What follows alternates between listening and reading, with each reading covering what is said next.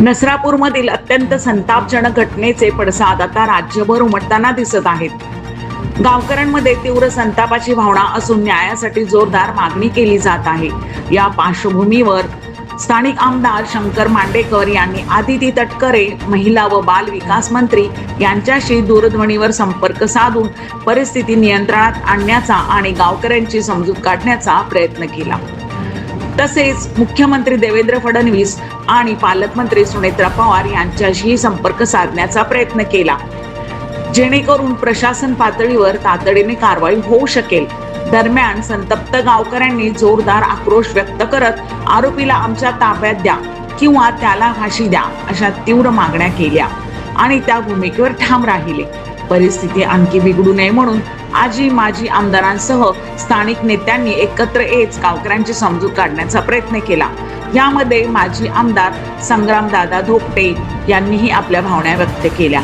सध्या परिसरात तणावपूर्ण शांतता असून प्रशासनाकडून कायदा सुव्यवस्था राखण्यासाठी उपाययोजना केल्या जात आहेत. म्हणून आपण सर्व मागणी करत असताना काल पालकमंत्री महोदय सुनेत्रा वहिनी बोलल्या, काल SP आले होते, मी स्वतः सर्वांशी बोललो आणि आज फडणवीस साहेब स्वतः बोलल्यात आणि आदित्य तटकरे पण बोलल्यात की आपण ह्या फास्ट ट्रॅकवर घेऊ, जे सरकारी वकील चांगला लागेल तो देऊ आणि या आरोपीला कडक आणि लवकरात लवकर सजा करू. ग्रामस्थ म्हणतात घटना झाल्यानंतर काल तुम्ही अपेक्षित होतो,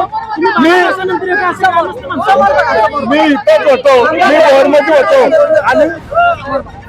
मी बोरमध्ये होतो आणि मी उपसभापती बरोबर होतो.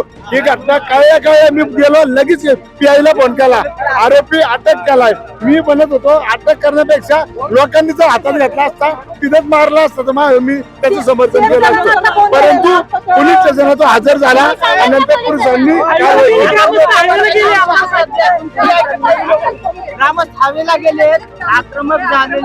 आक्रमक आहे. बरोबर आहे, आम्ही त्यांच्या बरोबर आहे, त्यांच्या भावना आम्ही समजू शकतो, परंतु काही कायदा आहे, कायद्याच्या प्रोसिजरने जाऊन आपलं शासन त्याला करावं लागतं. गृहमंत्री याचं आश्वासन दिले असते, एवढं तुम्ही सगळे लोकांची फोन लावताय, कट होतोय, मात्र एवढा जमाव जमलाय, आक्रमक झाली, एवढी घटना निंदनीय आहे. पालकमंत्री, राज्यमंत्री, गृहमंत्री काय नेमकं त्यांची भूमिका काय? सगळे पण म्हणलं सर्वच काम करतात ना, काम सर्वांचं चालू आहे.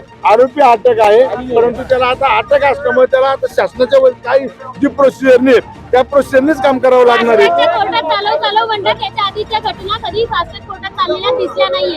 आता ही घटना चालेल आणि मी ग्वाही देतो, मी स्वतःचा लीड घेणार आहे आणि अशा घटना घडू नये म्हणून भविष्यात अधिवेशनामध्ये आम्ही त्या ठिकाणी मान्यता घेऊ की कुठेही घडू ही घटना, अशा आरोपीला जागेवर शिक्षा झाली पाहिजे.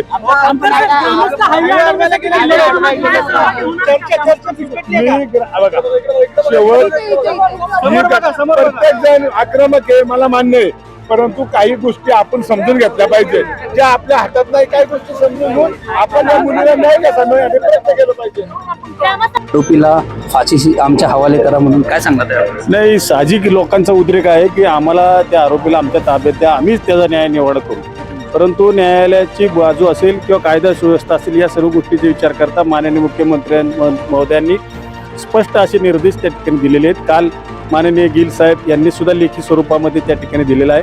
यामध्ये चांगल्या पद्धतीचे सरकारी वकील देऊन फास्ट ट्रॅकवरती ही केस चालवली जाईल आणि ह्या आरोपीला मरेपर्यंत फाशीची शिक्षा मिळण्यासाठी जे काही प्रयत्न करायचे असतील ते आमच्याकडून, प्रशासनाकडून, पोलीस यंत्रणेकडून ते केले जातील अशा पद्धतीचं आश्वासन केलेलं आहे. ग्रामस्थ सर्व हायवेवर गेलेले आहेत, करणार, तुम्ही सहभागी होणार? माझी सगळ्या ग्रामस्थांना विनंती आहे, असे काही लोक जर का त्या ठिकाणी गेले असतील, बहुतांश ग्रामस्थ आज या ठिकाणी इथं आहेतच, परंतु काही लोकची भावना असेल म्हणून तर गेले असतील, त्यांना विनंती आहे की कोणी कायदा सुव्यवस्था त्या ठिकाणी बिघडवण्याचं काम करू नका. आपल्याला पूर्ण त्या कुटुंबाला न्याय देण्याच्या बाबतीमध्ये माननीय मुख्यमंत्री आणि प्रशासनानं त्या ठिकाणी योग्य ती भूमिका घेतली. चर्चेत काय विषय झाला?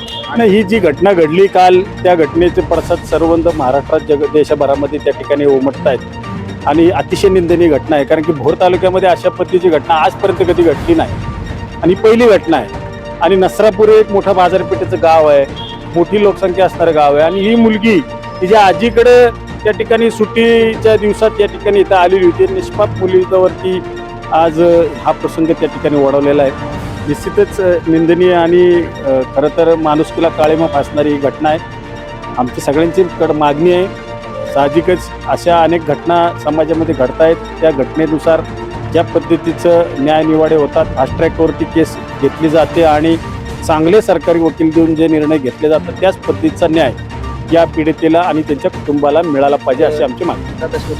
ग्रामस्थांना महाराष्ट्र विजय काय आव्हान करतात?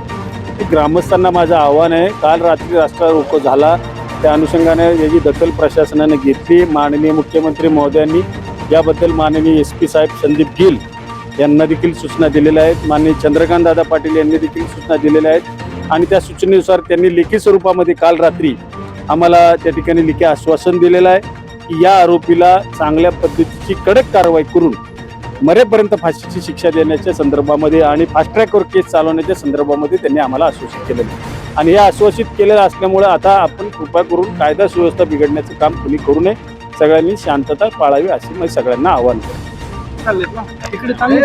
आणि आता आमची सगळ्यांना जे काही या ठिकाणी आंदोलनकर्ते आहेत त्यांना विनंती आहे की माननीय मुख्यमंत्री महोदयांनी त्या ठिकाणी याबाबतची स्पष्टोक्ती दिलेली आहे आणि या गोष्टीप्रमाणे आता हे आंदोलन त्या ठिकाणी थांबवलं पाहिजे.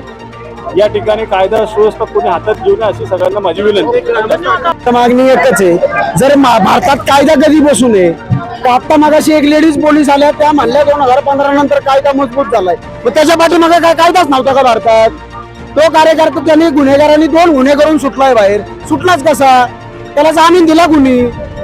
बलात्काराच्या केसला तुम्ही जामीन देता कसं?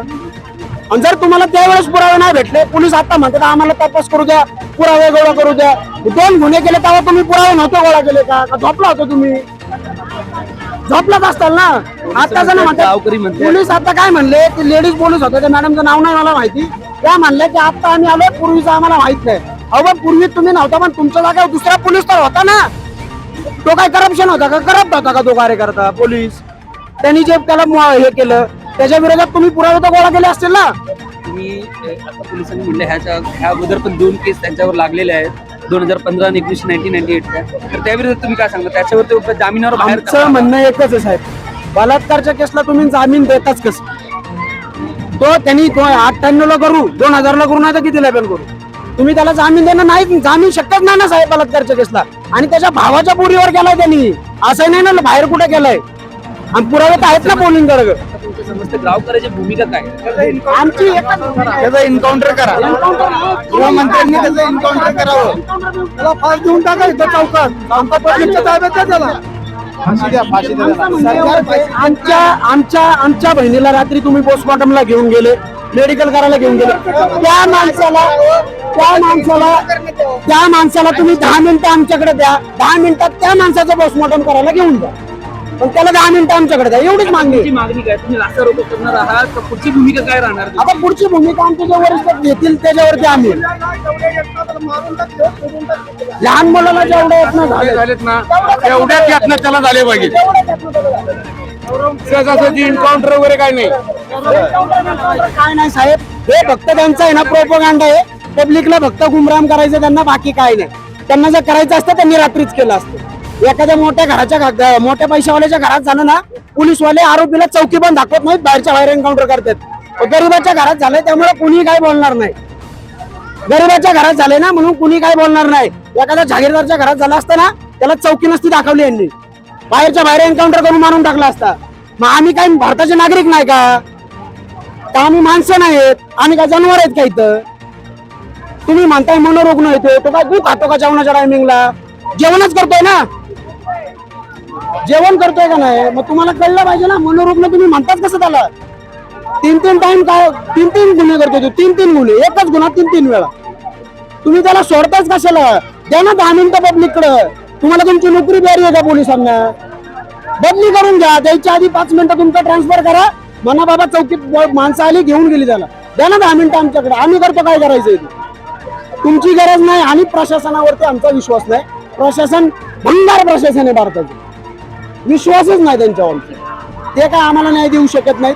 ते फक्त येणार इथे, त्यांच्या नोकऱ्या वाचवणार आणि निघून जाणार, बस एवढंच करणार. बाकी काय करू शकत नाही, लायकी नाही त्यांची. त्याला तर माहिती असेल, आपल्याला काय माहित, आपण तिथं शेजारी राहतोय, तिथं शाळा पण आहे, लहान मुली आहेत तिथं.